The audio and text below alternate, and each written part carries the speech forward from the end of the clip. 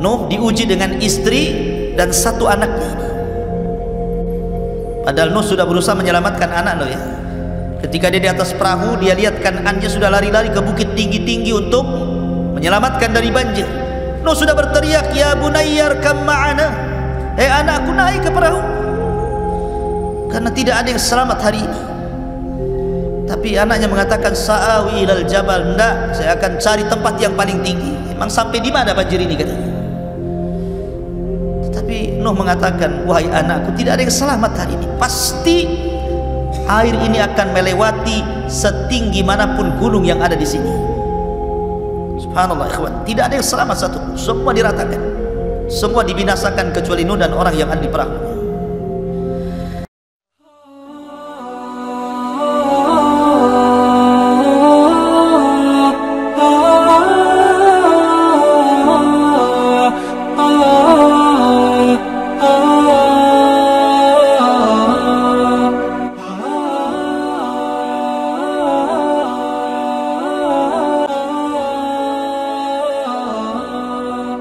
Bismillahirrahmanirrahim.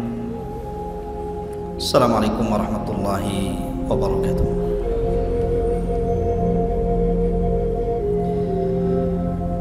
Alhamdulillah, salatu wassalamu ala rasulillah wa ala alihi wa sahbihi wa mawalah, wa la hawla wa la quwata illa billahi wa ba'du. Alhamdulillah, di malam hari ini kita masih bisa dipertemukan Allah Subhanahu wa ta'ala di Masjid Muhajirin. Tentu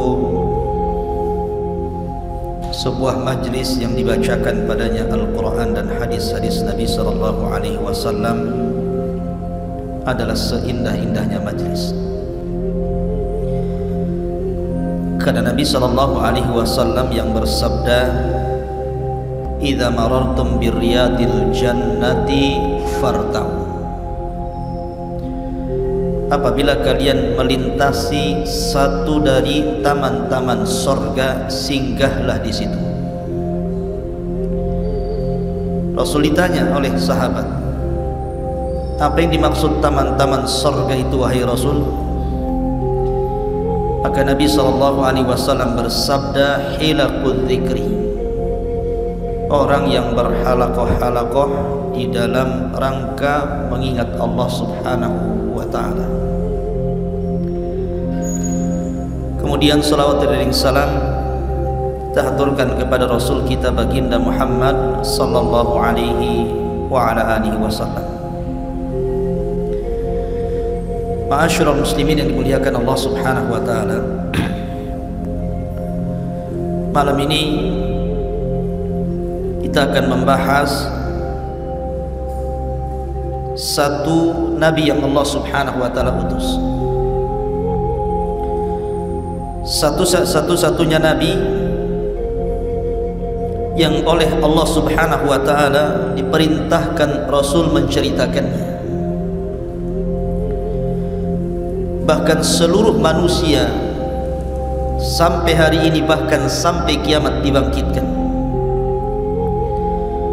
ketika bicara tentang nasab sampai kepada Adam alaihi salatu wassalam, maka pasti nasabnya harus melewati nabi ini. Semua manusia, laki-lakinya atau perempuannya, maka nasab kepada Adam itu harus melewati nabi ini semuanya. Dan nabi ini pula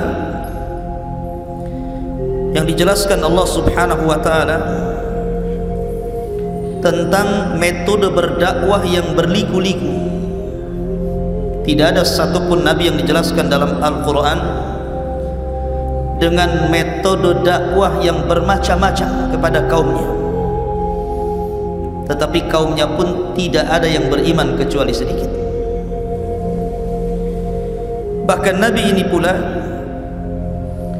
yang diceritakan dalam Al-Quran satu-satunya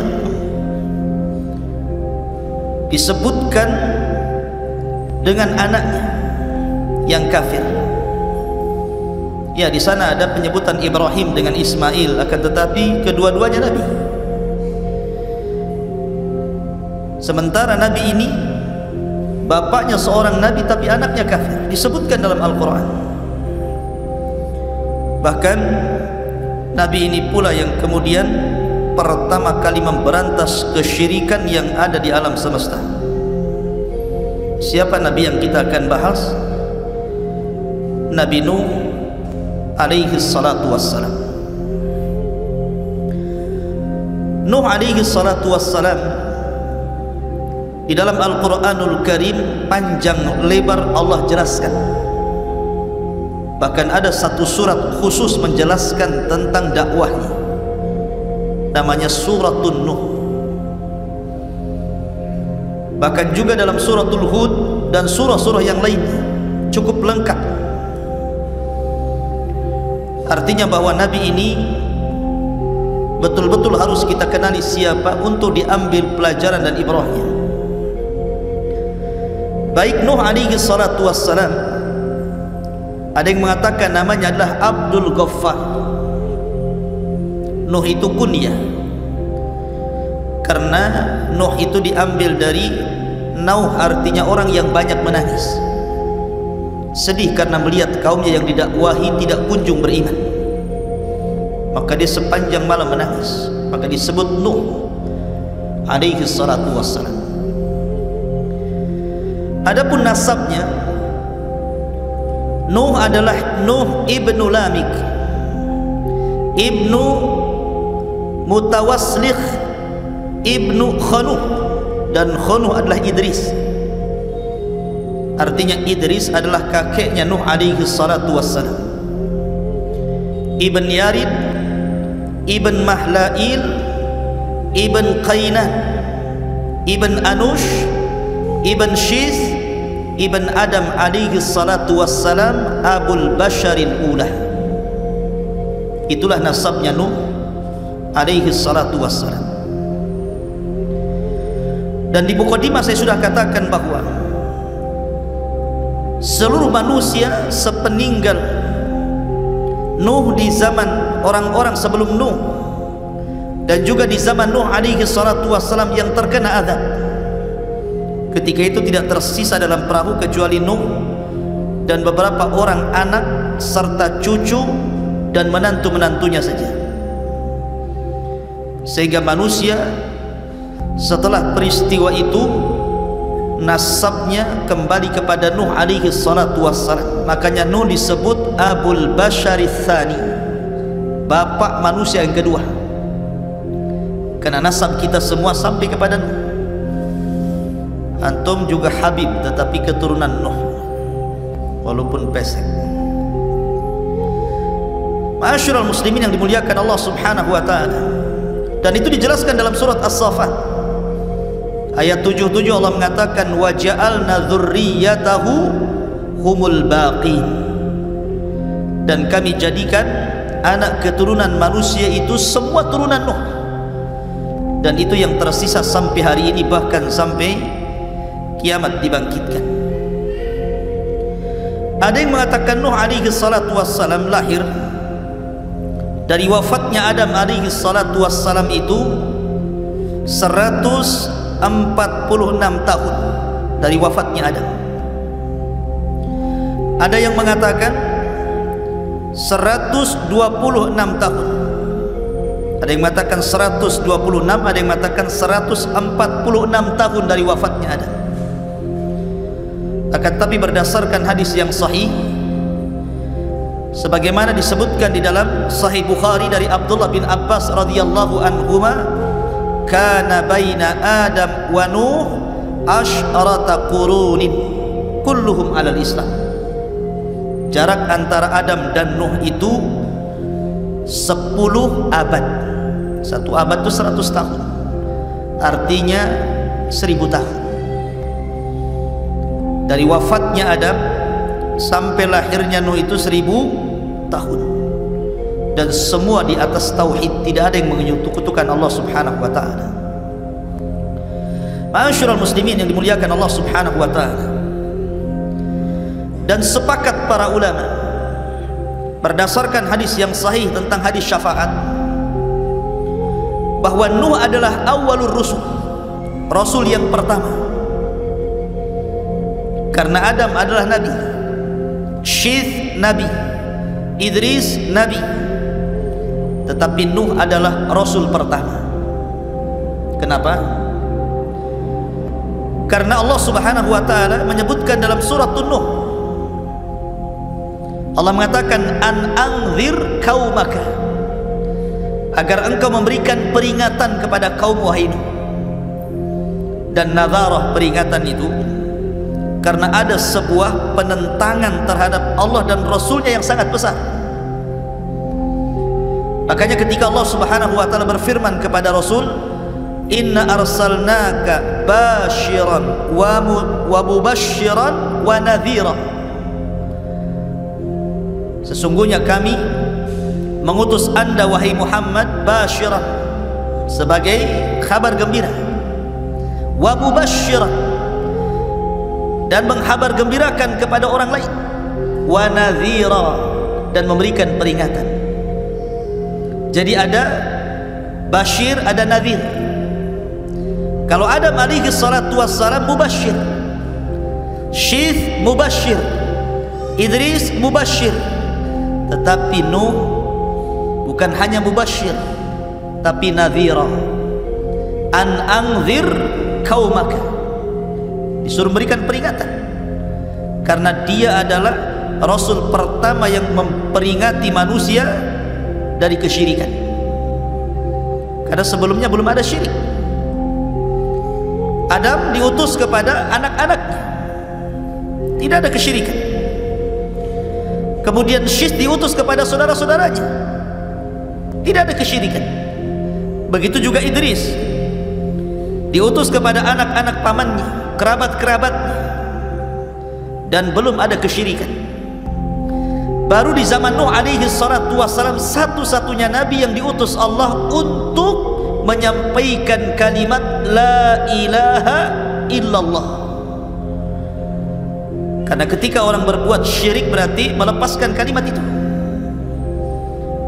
berarti orang itu harus dikembalikan kepada tauhid dan harus mengucapkan kalimat la ilaha illallah, tidak ada sesembahan yang berhak disembah kecuali Allah.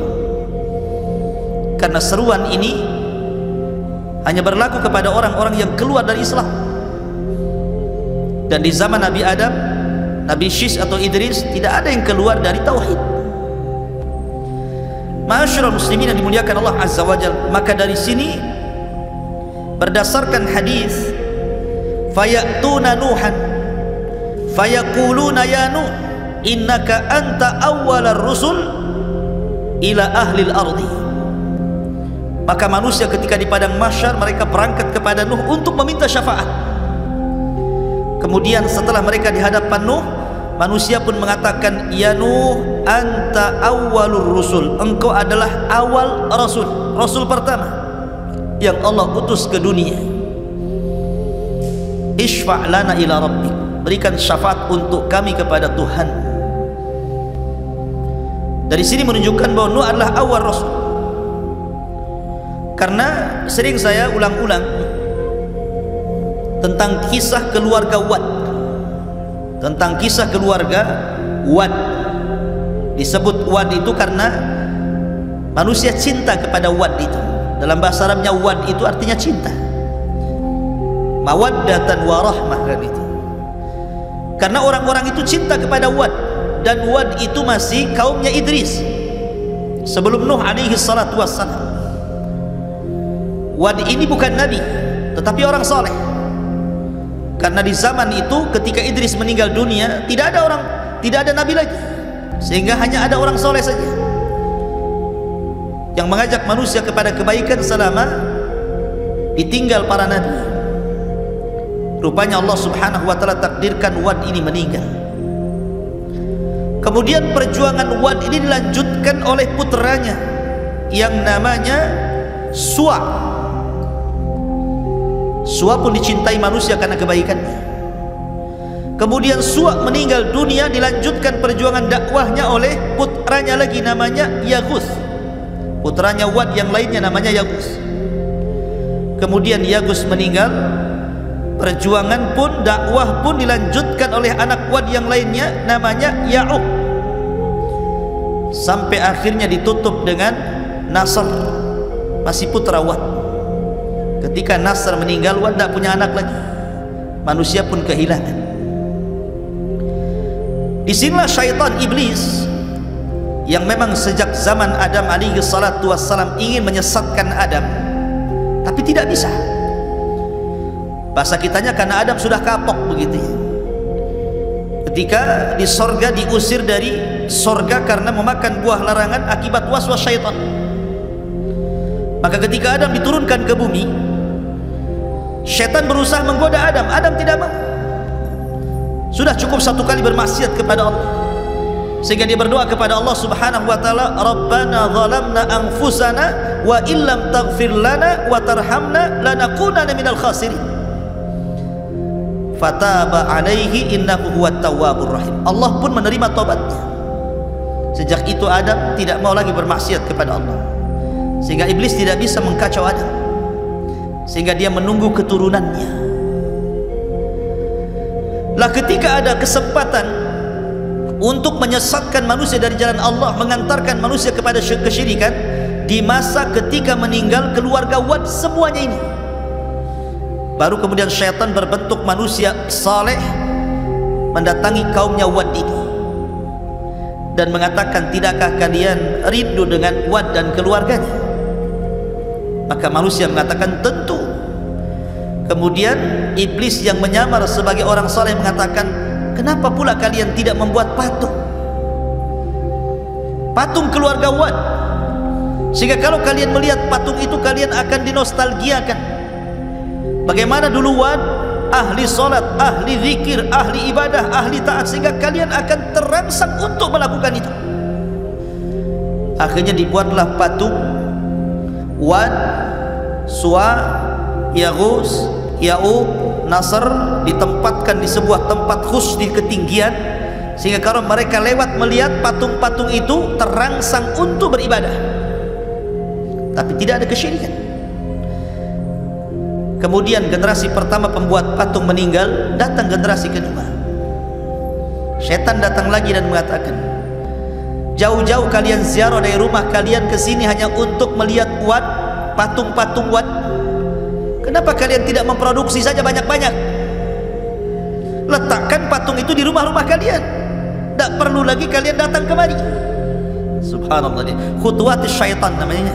Setan itu kalau menyesatkan orang selangkah-selangkah, akhirnya diproduksi banyak-banyak, diletakkan di rumah-rumah orang itu. Generasi kedua meninggal, datang generasi ketiga, tidak tahu apa-apa maksudnya apa itu. Iblis datang lagi berbentuk orang saleh dan mengatakan, aku loh hidup di zaman bapak kalian, di zaman kakek kalian, di zaman orang yang membuat patung-patung ini. Tujuan mereka satu, mereka itu menyembah patung-patung itu dalam rangka mendekatkan diri kepada Allah. Dari sinilah terjadi kesyirikan pertama. Mulailah manusia menyembah Wad, patungnya Wad, patungnya Suwa, patungnya Yaghus, Ya'uq dan Nasr, sampai generasi berikutnya, maka patung-patung itu dirubah menjadi patung-patung binatang. Ada yang mengatakan Wad itu patung manusia, Suwa itu patung kuda, kemudian Yaghus itu patung berbentuk harimau, kemudian Ya'uq dan Nasr itu berbentuk burung gitu ya. Jadilah kemudian disembah di mana-mana. Lihat bagaimana cerdasnya syaitan untuk menyesatkan manusia dari tauhid menuju syirik.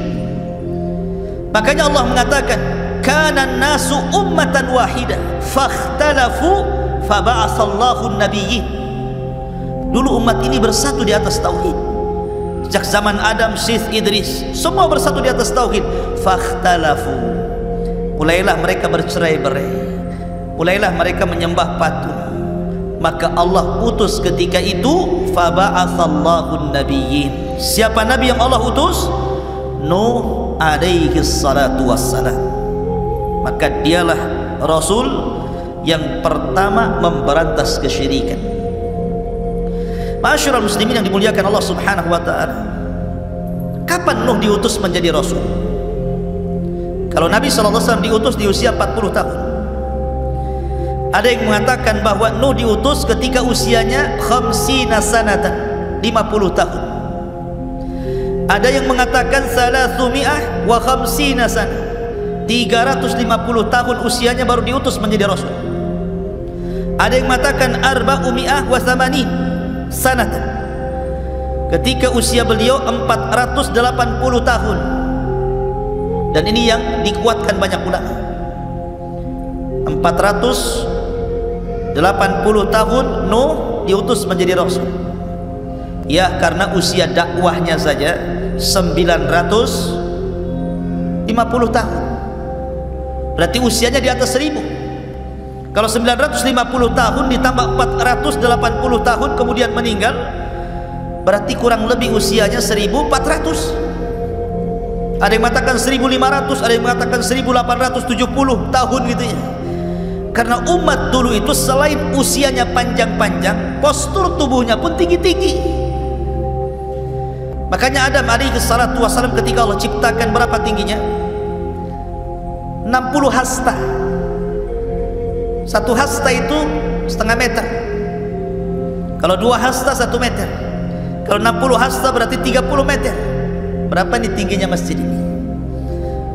Mungkin kalau Adam tidak bisa masuk masjid ini, pintunya kecil ya. Makanya kalau kita melihat peninggalan kaum Ad, kaum Samud yang sekarang masih ada itu, bangunan-bangunannya itu, pintunya tuh tinggi-tinggi tuh. Ada yang 10 meter, ada yang 20 meter itu. Menunjukkan bahwa orang dulu itu fisiknya pun tinggi-tinggi, badannya besar-besar, otomatis juga usianya panjang-panjang lah.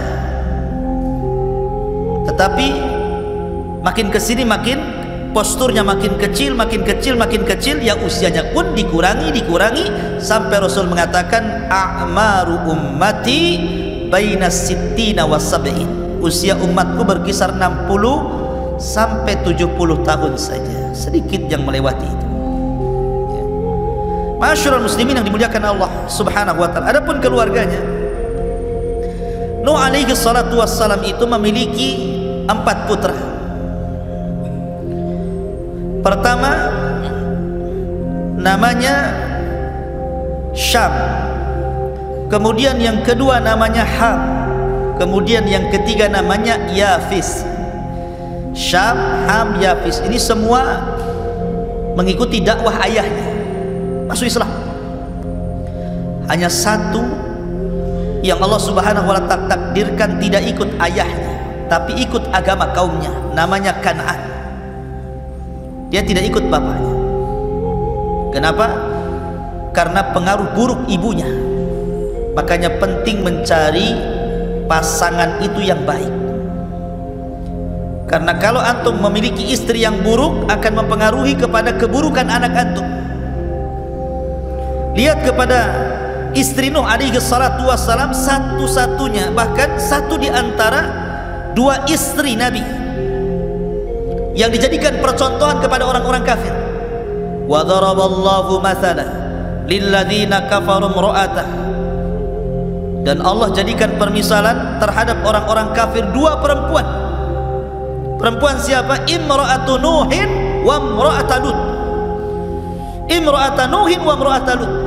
Istri daripada Nuh dan istri daripada Lut, dua-duanya kafir, padahal suaminya Nabi. Maka karena keburukan akhlak istrinya Nuh, turun kepada Kan'an, turun kepada anaknya Kan'an, dua-duanya kufur. Subhanallah ya. Nuh diuji dengan istri dan 1 anaknya ini. Padahal Nuh sudah berusaha menyelamatkan anak Nuh ya. Ketika dia di atas perahu, dia lihat Kan'annya sudah lari-lari ke bukit tinggi-tinggi untuk menyelamatkan dari banjir. Nuh sudah berteriak, ya bunayyar kam ma'ana, anakku naik ke perahu, karena tidak ada yang selamat hari ini. Tapi anaknya mengatakan, sa'awi ilal jabal, enggak, saya akan cari tempat yang paling tinggi. Emang sampai di mana banjir ini katanya. Tetapi Nuh mengatakan, wahai anakku, tidak ada yang selamat hari ini. Pasti air ini akan melewati setinggi manapun gunung yang ada di sini. Subhanallah ikhwan, tidak ada yang selamat satu, semua diratakan, semua dibinasakan kecuali Nuh dan orang yang ada di perahunya. Ma'asyiral muslimin yang dimuliakan Allah Azza wa Jalla. Adapun tentang masalah perahu Nuh alaihi salatu wassalam, Nuh alaihi salatu wassalam dijelaskan. Jadi ketika pada tanggal 10 dari bulan Rajab, berarti bulan Rajab kemarin, sekarang sudah masuk Sya'ban ya. Jadi Nuh alaihi salatu wassalam naik ke atas perahu, maka mereka pun kemudian berada di atas perahu itu. Ada yang mengatakan mi'ah wa khamsina yauman, 150 hari. Jadi Nuh berada di atas perahu itu 150 hari, diombang-ambing ombak sana sini gitu ya. Sampai akhirnya kapal itu bersandar di Bukit Judi Irak selama 1 bulan. Ketika bersandar itulah kemudian Nuh mengutus beberapa burung. Datang burung kemudian memakan daun zaitun, oh berarti sudah surut. Kemudian diutus burung lagi, rupanya tapaknya ada tanahnya, oh berarti sudah sampai ke bumi surutnya. Setelah 1 bulan di atas perahu itu baru kemudian turun. Maka dari situlah kemudian kehidupan manusia dimulai setelah Allah hancurkan semuanya sejak zaman Adam alaihi salatu wassalam. Akhirnya kemudian Nuh alaihi salatu wassalam selama itu pas di bulan Muharram, ada yang mengatakan tanggal 10, kemudian Allah selamatkan dari banjir bandang yang sangat besar. Taib, ma'asyiral muslimin yang dimuliakan Allah Azza wa Jalla, saya tertarik menceritakan Nuh ini dari sisi dakwahnya saja. Jadi malam ini kita akan banyak bercerita tentang sisi dakwah Nuh alaihi salatu wassalam yang menarik. Karena Nuh ini menggunakan metode dakwah itu luar biasa, luar biasa. Berbagai macam metode dilakukan Nuh, akan tapi memang hidayah milik Allah. Dan saya ambil dari satu surat full, surat Nuh alaihi salatu wassalam. Kita baca ayat per ayat dan kita terangkan sekedarnya. Allah Subhanahu wa taala berfirman di dalam Al-Qur'anul Karim, "Inna arsalna Nuhan ila qaumi." Sesungguhnya kami utus Nuh kepada kaumnya. Maknanya begini, antum kalau hendak berdakwah di sebuah daerah, kalau yang menjadi seorang dai, seorang ustaz atau penyuruh kebaikan itu adalah putra daerah, tentu akan mudah berdakwah. Mendakwahinya itu akan mudah, pengaruhnya akan banyak. Berbeda kalau seandainya saya bukan putra daerah, diutus kepada daerah tertentu, ya ada yang berhasil, ada yang tidak. Begitulah para nabi. Kalau nabi diutus itu biasanya diambil dari kaum yang akan didakwahinya. Makanya Allah Subhanahu wa taala mengatakan, wa ila adin akhahum Hud, dan kepada kaum Ad saudara mereka diutus Hud. Wa ila Tsamud akhahum Saleh, dan kepada kaum Tsamud saudara mereka Saleh diutus. Wa ila Madyan akhahum Syuaib, kepada Madyan saudara mereka diutus Syuaib. Artinya bahwa setiap nabi dan rasul itu dibangkitkan dari kaumnya. Supaya apa? Supaya mudah diterima. Karena mereka mengetahui kepribadian nabi itu sejak kecil, remaja, dewasa, sampai diangkat jadi nabi. Mereka mengetahui akhlaknya, tutur katanya, muamalahnya, sehingga ketika mereka mengetahui dari kecil sampai besar dan Allah siapkan semuanya, mereka tidak bisa mencela. Seperti Rasul umpamanya, sedari kecil sudah dikatakan Shadiqul Amin, orang yang jujur lagi amanah. Tidak bisa mencela nabi dari segi akhlak, mereka hanya bisa mencela dari segi ajaran saja. Maka Nuh diutus dari kaumnya sendiri. Makanya Allah mengatakan, inna arsalna Nuhan ila qaumi an anzir qaumaka min qabli an ya'tiyahum adzabun alim. Agar engkau wahai Nuh memberikan peringatan kepada kaum sebelum datang kepada mereka azab yang pedih. Menunjukkan bahwa azab itu tidak mungkin turun kecuali setelah datangnya peringatan. Wa ma kunna mu'adzibina hatta nab'atsa rasulah. Tidak mungkin kami mengazab sebuah kaum kecuali setelah diutus rasul kepada mereka. Kemudian Nuh mulai berdakwah. qala ya qaumi inni lakum nadhirum mubin. Wahai kaumku, saya ini diutus kepada kalian sebagai nadhir, peringatan yang jelas. Ani'budullaha wattaquhu wa ati'un, sembahlah Allah, bertakwalah kepada Allah dan taati perintahku. Maka kalau 3 perkara ini kalian lakukan, maka Allah akan berikan 2 keistimewaan kepada kalian. Kalau kalian mau menyembah Allah, mentauhidkan Allah dan meninggalkan patung-patung Wad, Yaghus, Ya'uq, Suwa dan Nasr itu, kemudian kalian takut kepada Allah dan kalian mentaati semua perintahku, karena tidak mungkin aku perintahkan kecuali dari Allah, maka kalian akan diberikan 2 keistimewaan. Apa itu? Yaghfir lakum min dzunubikum. Pertama, Allah akan ampuni dosa-dosa kalian. Yang kedua, wa yuakhirkum ila ajalin musamma. Allah akan panjangkan umur kalian. Allah akan panjangkan umur kalian. Jadi kalau kalian mau meninggalkan patung-patung itu, mentauhidkan Allah, bertakwa kepada Allah, taat kepada perintahku, ku jamin dosa kalian yang dulu-dulu, kesyirikan kalian itu Allah akan ampuni.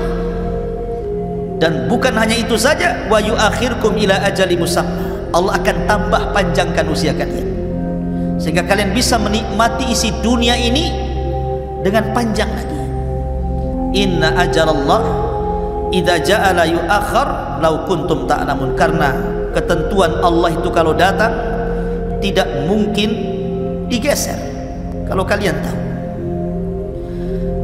Masyarul muslimin yang dimuliakan Allah Subhanahu wa taala, lah Nuh alaihi salatu wassalam ini, beliau bukan hanya sekadar berdakwah sebagaimana dakwah kita hari ini gitu. Seorang pendai yang berdakwah hari ini yang hanya mungkin mengambil seminggu sekali, atau pagi saja, atau malam saja, tidak. Nuh itu semua waktu dipakainya untuk berdakwah, mau siang, mau malam, tidak peduli. Dan itu diceritakan oleh Nuh sendiri dalam Al-Quran. Qala rabbi inni da'autu qaumi laila wa nahara. Ya Rabb, sesungguhnya aku mendakwai kaumku siang dan malam. Subhanallah, 950 tahun berdakwah kepada kaumnya siang dan malam. Bukan hanya siang saja, malam pun didakwahi. Bukan hanya itu saja, falam yazidhum du'ai illa firara. Tetapi apa yang terjadi? Usaha Nuh, mungkin bahasa kitanya kurang banyak berhasil, karena tidak menambah kepada mereka dari dakwahku, kata Nuh, illa firara, kecuali mereka lari, tidak mau mendengarkan. Seperti apa sikap kaumnya itu? Allah mengatakan, wa inni kullama da'autuhum litaghfira lahum ja'alu asabi'ahum fi adhanihim wastaghshaw thiyabahum wa asarru wastakbaru istikbar. Dan saya setiap kali mendakwahi mereka kaumku, kata Nuh, agar mereka meninggalkan patung-patung itu, kesyirikan mereka, dan meminta ampun kepada Allah Azza wa Jal. Apa yang terjadi? Kalau bisa semua jari ini, telunjuk ini masuk ke dalam telinganya, lubang telinga. Kalau bisa semua masuk, masukkan semuanya. Ketika Nuh apabila mendakwahi kaumnya, kemudian mulai masukkan jarinya ini ke dalam lubang telinganya, mulai dia pakai isyarat. Pakai isyarat, karena kalau ngomong kan nggak didengar. Gimana didengar? Ini telinganya sudah ditutup. Terpaksa pakai isyarat. Ya. Kayak orang bisu gitu ya, pakai isyarat. Mungkin satu-satu gitu. Gitu ya. Nah, setiap kemudian Nuh, bayangkan, mulai dari bicara, setelah itu mereka menutup kuping, maka Nuh pakai isyarat. Ketika Nuh merubah dakwahnya dari bicara ke isyarat, akhirnya wastaghshaw thiyabahum, mereka pun tidak mau melihat isyarat telunjuk-telunjuk Nuh, diambilnya baju, ditutup wajahnya. Anda bisa bayangkan. Cukup wa asarru. Kalau Nuh bicara, mereka pun bicara. Coba bayangkan, saya sedang berdakwah kepada antum seperti itu, ataupun ngobrol semuanya. Siapa yang tahan duat seperti ini? Atau ketika saya berbicara, tiba-tiba antum ambil handphone diletakkan pula di telinga antum, atau kemudian mengambil pakaian ditutupnya wajah antum gitu. Siapa yang sabar seorang ustadz, seorang dai menghadapi kaum yang seperti ini? Coba, nggak ada. Saya jamin semua ustadz kalau dihadapkan dengan kaum seperti ini pasti resign jadi ustadz. Saya berhenti saja jadi ustadz, karena sudah melampau kan gitu. Bicara ditutup telinga, pakai isyarat ditutup wajah, mulai dilantangkan bicaranya, mereka malah teriak-teriak. Wastakbaru istikbara, makin congkak sombong, menolak kebaikan. Summa inni da'autuhum jihara, summa inni a'lantu lahum wa asrartu lahum israra. Oh, boleh jadi mungkin ada di antara kaum Nuh itu ada yang ingin masuk ke dalam Nuh tetapi takut. Kan ada tuh umpamanya seperti di zaman Nabi kan ada dakwah namanya dakwah sirriyah, ada dakwah jahriyah kan. Ada dakwah sirriyah, door to door bahasa kitanya, dari pintu ke pintu, tidak ramai di depan manusia. Ada dakwah jahriyah, terang-terangan. Tapi ada kemudian sahabat Rasul yang ingin masuk Islam tapi takut, menyembunyikan keislamannya. Makanya ketika permulaan Islam datang Abi Dzar Al-Ghifari, Jundub ibn Junadah ingin masuk Islam. Kemudian setelah masuk Islam kata Rasul, "Uktum Islamah", sembunyikan keislaman. Jadi ada beberapa sahabat yang menyembunyikan keislaman. Maka boleh jadi mungkin kalau saya terang-terangan kata Nuh, ada yang ingin masuk kepada dakwahku, takut mereka. Maka Nuh pakai metode dengan cara apa? Door to door.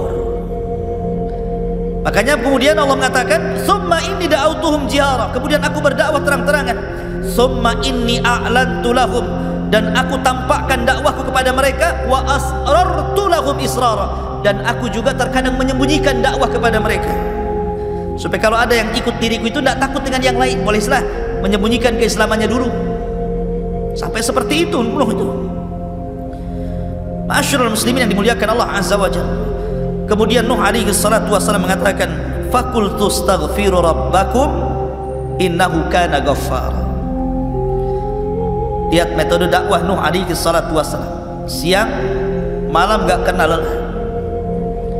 Kemudian jihar, israr, terang-terangan, sembunyi-sembunyi.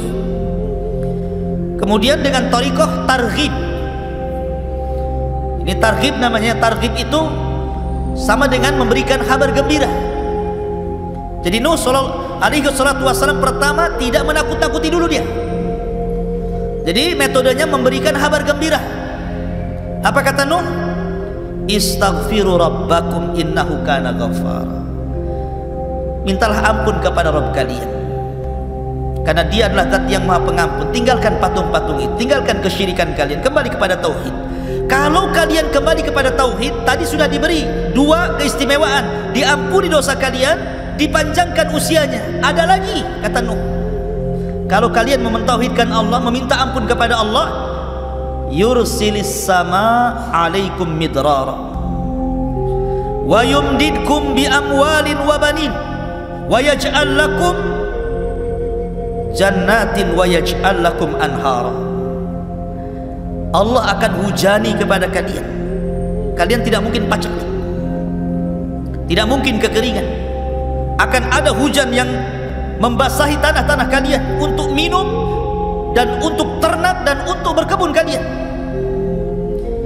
Cukup tidak? Wa yumdidkum bi amwal, dan Allah akan perbanyak harta kalian. Wa banin, dan keturunan kalian. Cukup tidak juga? Wa yaj'al lakum jannat, kami jadikan kalian jannah, kebun-kebun yang besar, yang rindang, yang kemudian berbuah macam-macam buah gitu ya. Wa yaj'al lakum anhar, sungai-sungai, parit-parit, lautan-lautan, semua akan mengalir untuk kalian. Lihat, Nuh menjanjikan kepada mereka banyak perkara tuh. Asal kalian tobat, beriman kepada Allah, mentauhidkan Allah, istighfar kepada Allah, Allah ampun dosa kalian, Allah akan panjangkan usia kalian, Allah berikan hujan kepada kalian, Allah perbanyak harta dan keturunan kalian, Allah suburkan kebun kalian, bahkan Allah akan berikan sungai-sungai dan air-air yang bermanfaat kepada kalian. Cukup gimana ini? Ini janji loh ya, dikasih kabar gembira.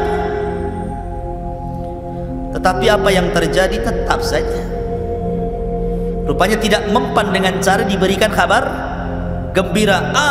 Sekarang berbalik nih, karena dengan cara kabar gembira tidak mempan, Nuh mulai menakut-nakuti. Allah mengatakan, malakum la tarjuna lillahi waqara, malakum la tarjuna lillahi waqara. Kenapa kalian tidak takut kepada Allah subhanahu wa ta'ala dan tidak mengagungkannya? Kata Sufyan ibn Uyainah rahimahullahu ta'ala, orang yang bermaksiat kepada Allah hakikatnya dia tidak pernah takut kepada Allah dan tidak pernah mengagungkannya. Kemudian Nuh memberikan logika, karena ada orang-orang yang kalau dikasih dalil itu tidak mempan. Namanya dalil tentang wujudnya Allah, antum bacakan ayatnya, memang dia mengingkari Quran, ngapain dibacakan Quran? Dibacakan hadis Nabi SAW ditentangnya, memang dia mengingkari kerasulan Nabi SAW, buat apa dibacakan hadis? Sehingga terkadang berdakwah itu perlu logika. Maka Nuh menggunakan metode logika lagi dan mengatakan, wa qad khalaqakum atwara, alam tara kaifa khalaqallahu sab'a samawatin tibaqa wa ja'ala al-qamara fihinna nuran wa ja'ala asy-syamsa siraja wallahu ambatakum minal ardi nabata thumma yu'idukum fiha wa yukhrijukum ikhraja wallahu ja'ala lakumul arda bisata litaskunu minha subulan fijaja. Apa kata?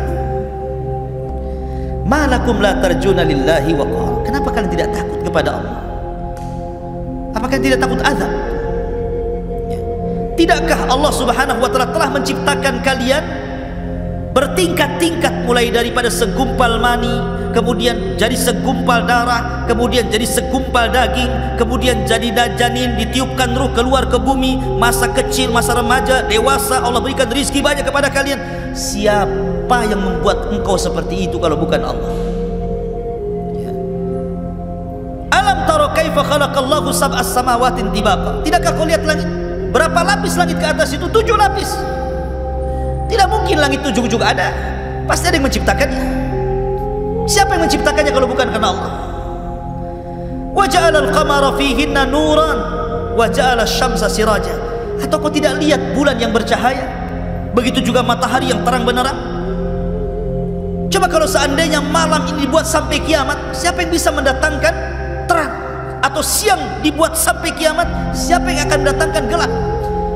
Sementara sekarang ada siang ada malam, lah siapa yang memutar balik ada siang ada malam ini? Apa berputar sendiri begitu? Tidak. Makanya kenapa Abi Hanifah, sering saya ceritakan teman-teman, ketika berdebat dengan orang-orang Sumaniyin, para penyembah dahri, orang-orang ateis, orang-orang yang tidak mengakui adanya Tuhan, kemudian mengajak berdebat kepada Abi Hanifah. Kata Abi Hanifah, kalau kita berdua berdebat percuma, kita berdebat di hadapan orang ketiga, hakim, amir. Oke? Akhirnya kemudian ditentukan waktu debatnya. Pada waktunya seorang ateis ini sudah di hadapan hakim. Abu Hanifah tidak datang-datang. Harusnya pagi sudah ditunggu, sore pula dia baru datang. Pas Abi Hanifah datang, dicelanya Abi Hanifah dan mengatakan, engkau ini imam, seorang ulama, kepercayaan kaum muslimin, tapi kau tidak amanah. Harusnya kau tepat waktu, kenapa kau terlambat? Kata Abi Hanifah, bukan itu masalahnya. Yang membuat aku terlambat karena aku terhenti di pinggir sungai. Ketika aku melihat ada halilintar membelah pohon, kemudian pohonnya terbelah jadi 2. Yang satu tetap nancap, yang separuhnya kemudian terbang ke air. Yang separuh terbang ke air itu perhatikan saja. Tiba-tiba kemudian pohon yang di air ini terbelah-belah kecil. Kemudian tiba-tiba teranyam. Kemudian tiba-tiba sudah ada besinya saja. Tiba-tiba berbentuk perahu dia. Maka aku pun naik ke dalam perahu itu. Kemudian perahu tiba-tiba jalan sendiri, dan akhirnya akulah sampai kepada sini, katanya. Baru sampai aku ke sini. Maka sang ateis mengatakan, kadzabta, dusta kamu. Mana bisa perahu ujuk-ujuk jadi gitu. Ya, harus diserut dulu, kan gitu ya, dirangkai dulu, dipaku dulu, ujung-ujung jadi gitu aja perahu gitu kan. Berarti kata Abi Hanifah, kalau perahu saja tidak mungkin tiba-tiba jadi perahu dari batang kayu, apakah alam semesta ini tiba-tiba ada? Yang kecil saja harus ada yang membuat, masa langit dan bumi gak ada yang membuat? Bahasanya kan seperti itu, ya kan? Masyarul muslimin yang dimuliakan Allah Azza wa Jalla, wallahu ambatakum minal ardi nabata, dan Allah yang menumbuhkan kalian dari bumi, untuk kalian dari bumi nabat, tumbuh-tumbuhan, sayur-sayuran, macam-macam. Thumma yu'idukum fiha wa yukhrijukum ikhraja, kemudian Allah kembalikan kalian, maksudnya Allah wafatkan kalian, wa yukhrijukum ikhraja, kemudian Allah keluarkan dan bangkitkan kembali pada hari berbangkit nanti. Wallahu ja'ala lakumul arda bisata, dan Allah telah jadikan bumi ini terhampar sehingga kita bisa berjalan dengan tenang, ya. Litaskunu fiha, litaskunu minha, agar engkau bisa tinggal di bumi yang datar itu, subulan fijaja, bahkan bisa berjalan ke sana kemari. Ini namanya dalil akli, namanya dalil akal tentang wujudnya Allah Subhanahu wa ta'ala. Karena mereka menyebutkan Allah. Maknanya begini, Nuh itu mau mengatakan seperti ini sebenarnya. Apakah yang menciptakan langit dan bumi itu Tuhan ini, Wad, Yagus, Ya'ub yang kalian sembah ini, ataukah Allah? Atau yang menumbuhkan tumbuh-tumbuhan ini, patung-patung kalian, ataukah Allah? Nah gitu maksudnya. Jadi diajak secara logika gitu ya. Tetapi memang kaumnya adalah kaum yang degil, ikhwan. Tak juga dapat hidayah, nggak ada dapat hidayah, sehingga Nuh alaihi salatu wassalam mengatakan, Rabbi innahum asawni wattaba'u ma lam yazidhu maluhu wa waladuhu illa khasara. Qala Nuh, berkata Nuh, ya Rabb, kaumku tidak menerima dakwahku, mereka justru bermaksiat kepadaku, dan mereka justru mengikuti orang yang memiliki harta dan anak yang tidak manfaat untuk mereka. Mereka lebih memilih para pembesar, orang-orang kaya. Kalau mereka yang ngomong didengar, kalau aku yang ngomong tidak didengar. Wa makaru makran kubbar, bahkan bukan hanya itu saja, mereka sudah buat makar, ya Rabb. Dan mereka mengatakan, la tadharunna alihatakum, jangan kalian gubris usapan si Nuh itu, jangan kalian tinggalkan patung-patung ini, Wad, Suwa, Yagus, Ya'uq, dan juga Nasr. Wa qalu la tadharunna alihatakum wa la tadharunna waddan wa la suwa'an wa la yaghutsa wa ya'uq wa nasra. Jangan kalian dengarkan ucapan si Nuh itu, tetap kalian harus menyembah patung-patung ini. Jangan kalian tinggalkan Wad, Suwa, Ya'uq, Nasr. Wa qad adallu katsiran wa la tazididz zalimina illa dhilala. Dan sungguh mereka sudah sesat dengan kesesatan yang banyak sekali, dan tidaklah orang-orang zalim itu menambah kecuali kesesatan saja. Maka apa yang terjadi?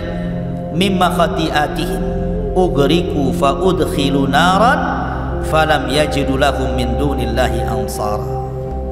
Karena kesalahan mereka tidak menerima dakwah Rasul, mereka pun ditenggelamkan, dan pada hari kiamat mereka akan dimasukkan ke dalam neraka, dan mereka tidak memiliki penolong di hadapan Allah Azza wa Jalla.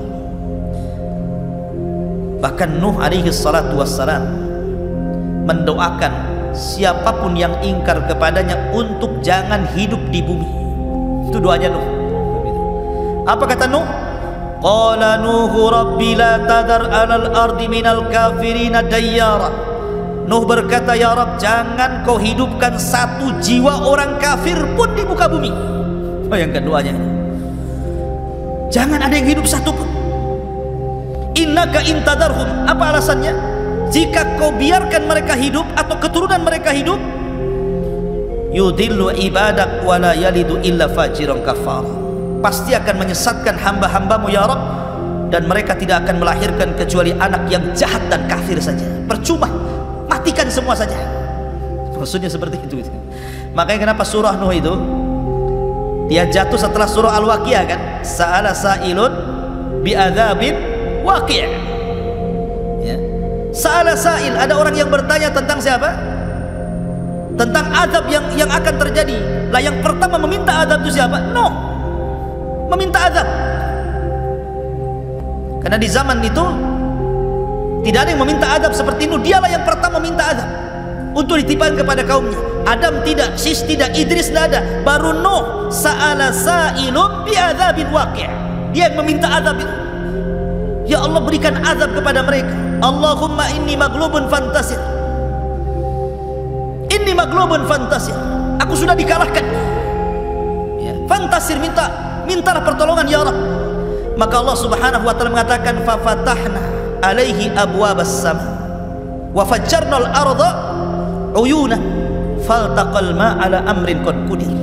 Maka kami belah langit dihujani hujan yang deras, kami belah bumi, datang air dari bawah, bersatulah air langit dan bumi, kemudian menjadi banjir bandang dicampur dengan tufan, akhirnya melantakkan seluruh kaum Nuh alaihi salatu wassalam. Dari situ Nuh berdoa, Rabbighfirli wali walidayya waliman dakhala baitiya mu'minan walil mu'minina wal mu'minat wala tajididz zalimina illa tabara. Ya Rabb, ampuni aku, ampunilah kedua orang tuaku, dan ampunilah orang-orang yang masuk ke rumahku, baik dia mukmin laki-laki atau perempuan, dan jangan kau tambah bagi orang-orang zalim kecuali kehancuran ya Rabb. Nuh, lihat bagaimana Nuh alaihi salatu wassalam, begitu hebat dakwahnya, tapi juga dengan berbagai macam metode kan, siang, malam, terang-terangan, sembunyi-sembunyi, dengan cara tafsir memberikan kabar gembira, menakut-nakuti, tetap saja kaumnya seperti itu. Makanya kemudian Allah Subhanahu wa taala mengabadikan kisah Nuh di banyak ayat dalam Al-Qur'an. Bagaimana dakwahnya Nuh alaihi salatu wassalam. Ma'asyiral muslimin yang dimuliakan Allah Azza wa Jalla, pelajaran besar dari kisah Nuh alaihi salatu wassalam adalah bahwa hidayah itu milik Allah, bukan milik siapapun. Nabi Ibrahim alaihi salatu wassalam diuji dengan ayahnya Azar. Azar tidak masuk Islam, tidak masuk agama Ibrahim. Padahal Ibrahim itu kurang apa lembutnya dalam berdakwah, bapaknya pun menolak. Nuh dan Lut tidak mampu mendakwai orang yang paling dekat dengan dia, yang satu kamar setiap malam, istri mereka, bahkan anak mereka Kanaan. Kemudian Nabi Yusuf alaihi salatu wassalam tidak bisa mendakwai saudara-saudaranya, bahkan yang mencelakakan Yusuf saudara-saudaranya juga, walaupun kemudian belakangan bertobat kepada Allah Azza wa Jalla. Termasuk Rasul sallallahu alaihi wasallam, dari paman-pamannya yang paling mencintai Rasul siapa? Abu Talib, pun tidak bisa memberikan hidayah kepada Abu Talib. Kalau Abu Lahab ya sudahlah, memang paman yang memusuhi dia. Tapi Abu Talib yang merupakan ayah angkatnya, wa wajadaka yatiman fa'awa, kami dapati engkau Muhammad yatim, kemudian kami berikan perlindungan. Salah satu yang dikirim Allah untuk melindungi Rasul setelah dari pangkuan kakeknya Abdul Muttalib adalah Abu Talib, sampai diangkatnya jadi Nabi dan Rasul, sampai menikah dengan Khadijah. Tahu akhlaknya Rasul Abu Talib itu. Makanya Abu Talib sangat cinta dengan Rasul. Tapi juga percuma juga kecintaan Abu Talib kepada Rasul, karena dia tidak masuk Islam. Rasul dihadapkan dengan Abu Talib, saling mencintai Rasul, mencintai Abu Talib, Abu Talib mencintai Rasul, tapi tidak menjadikan Abu Talib selamat dari neraka kan? Menunjukkan bahwa hidayah itu milik Allah. Tetapi walaupun hidayah milik Allah, ada tugas bagi kita semua, sampaikan hidayah Allah lewat hidayah kita, hidayatul irsyad. Jadi tugas kita ini menyampaikan hidayah Allah kepada mereka. Soal mereka sadar, mereka tidak sadar, itu urusan Allah. Taufik itu milik Allah Azza wa Jalla. Tapi jangan berhenti dari dakwah, karena terkadang orang itu diuji dari orang dekat. Diuji ibunya tidak mau sholat, diuji saudaranya tidak mau akur, diuji oleh istrinya nggak mau ibadah, diuji oleh suaminya, macam-macam orang itu ujian itu kan. Dan paling berat memang dari dalam. Makanya Nabi SAW diperintahkan Allah, wa anzir ashiratakal aqrabin, mulailah dari orang-orang dekat engkau wahai Muhammad. Ku anfusakum wa ahlikum nar, jagalah diri kalian dan keluarga kalian dari api neraka. Wallahu a'lam. Ini diantara kisah dakwah, liku-liku dakwah Nuh dalam memberantas kesyirikan dan mengajak manusia ke dalam tauhid. Subhanallah bihamdika, asyhadu an la ilaha illa anta, astaghfiruka wa atubu ilaik. Allahu ta'ala. Assalamualaikum warahmatullahi wabarakatuh.